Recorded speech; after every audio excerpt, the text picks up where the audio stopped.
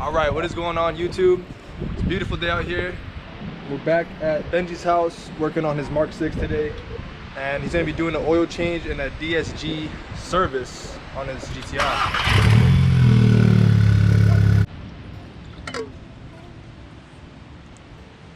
Alright, so we just added a little bit of engine flush on there. We just gotta let the engine idle for about 10 minutes. Alright. And then we'll do the oil change. To drain the oil, we need a T45 Torx for the drain bolt. Don't forget, you always gotta replace your oil ring. The crush washer, if you put the same one on, you will have a leak. You gotta replace it always. Replace that joint.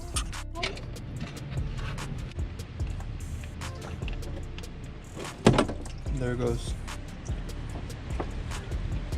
So now that the oil is draining out, go ahead and remove your oil filter.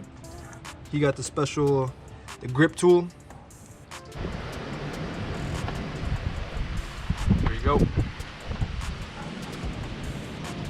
Alright guys, so we got the replacement filter right there. Just go ahead and lube up the seal and drop it right in.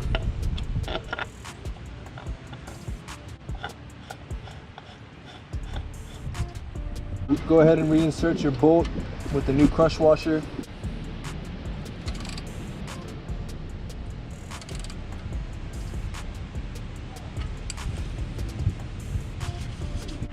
Pretty black after around 5,000 miles right there.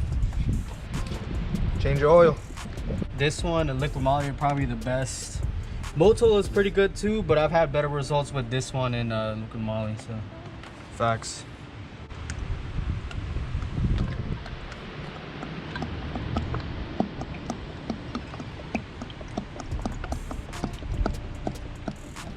Once the engine is filled with oil, you can go ahead and add some liquid moly Ceratec for extra added protection.